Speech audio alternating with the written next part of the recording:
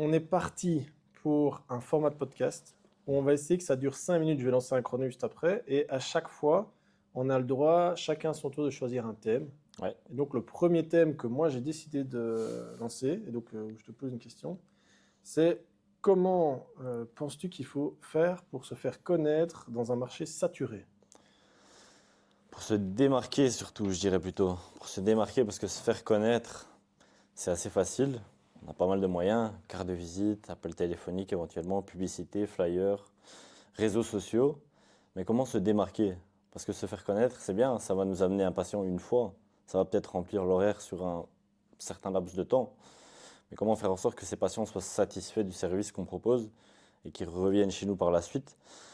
C'est ça la différence. C'est plutôt entre se faire connaître et se démarquer. Donner une raison aux patients, je trouve que c'est vraiment ça l'important. Donner une raison aux patients de revenir chez nous. Du coup, donner une raison, ça passe par le service proposé, qui passe de l'accueil du patient au traitement sur la table, à l'anamnèse, aux questions, au traitement sur la table, à l'efficacité du traitement, au suivi par après. Ouais. Pour ça qu'on en discutait dans les précédentes vidéos. Ce petit format Instagram online qui propose différents exercices pour les patients, ça marche assez bien. Ça, ils se disent, bah écoute, ce thérapeute, je suis satisfait, j'ai des vidéos, des exercices que je peux appliquer par la suite pour poursuivre le traitement dès qu'une douleur réapparaît. Et voilà.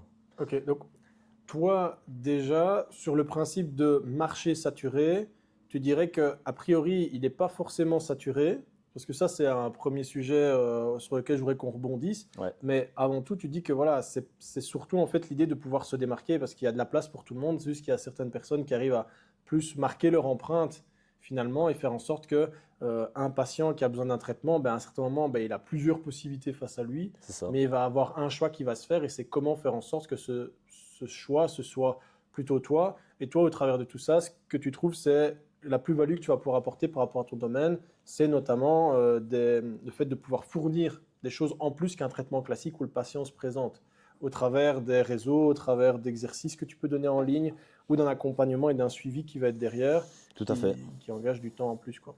Principalement, je repense à une patiente que j'ai eue ce matin qui me décrivait des petites douleurs propres à la course à pied, des suites de la course à pied. Et elle a été super satisfaite par quelques simples conseils que je lui ai donnés sur éventuellement comment adapter les fréquences d'entraînement, le volume d'entraînement, quelques petits conseils sur les sorties, la récupération aussi qui va avec.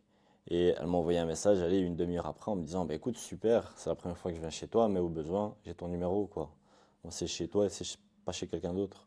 Ok, ouais. Donc dans l'idée, si jamais on pouvait décrire des conseils, c'est de dire comment est-ce que nous, on veut aider un maximum la personne, quelles sont les forces qu'on va avoir et comment on va pouvoir exploiter ces forces. En l'occurrence, toi, ce que tu aimes bien, c'est l'encadrement, c'est le suivi, c'est finalement apporter plus au travers de conseils, d'exercices spécifiques dans une thématique qui t'intéresse plus. Bah, je prends l'exemple de la course à pied, c'est vraiment ton dada, c'est ton domaine, c'est là où tu as décidé de pousser un peu la réflexion pour pouvoir aller plus loin que les autres thérapeutes. Tu vas pouvoir te démarquer et tu l'auras peut-être pas pour l'escalade, si je peux caricaturer le truc. C'est ça. Mais du coup, ça, c'est vraiment, en fait, t'as la niche de personnes sur lesquelles tu vas avoir des conseils qui seront meilleurs que d'autres thérapeutes, sans doute que moi, qui n'ai pas cette spécialité de la course à pied.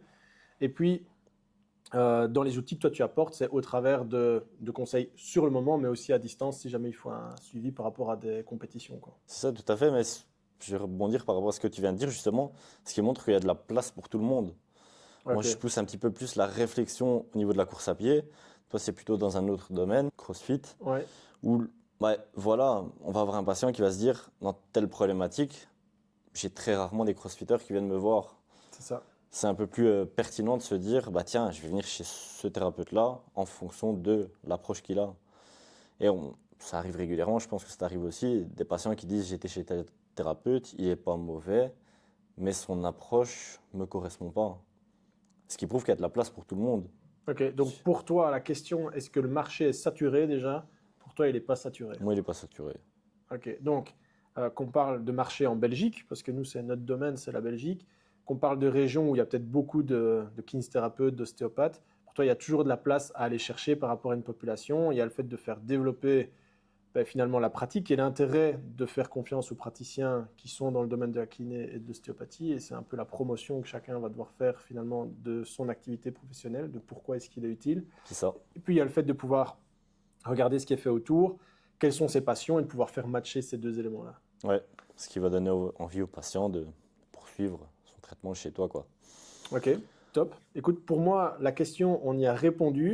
Je suis assez satisfait. Je pense que ça peut donner des outils à des personnes qui se disaient, tiens, est-ce que le marché est saturé et comment je peux finalement me différencier? Ouais. Donc, je ne sais pas si vous, ça a répondu à votre question, si ça éveille en vous des questionnements, des envies, ben, n'hésitez pas à mettre un commentaire sous cette vidéo directement sur notre chaîne YouTube et on n'hésitera pas à faire carrément une vidéo. Je regarde un petit peu le temps qu'on a mis. On a mis 5 minutes et 8 secondes, donc le pari est réussi et on se retrouve bientôt pour une autre vidéo.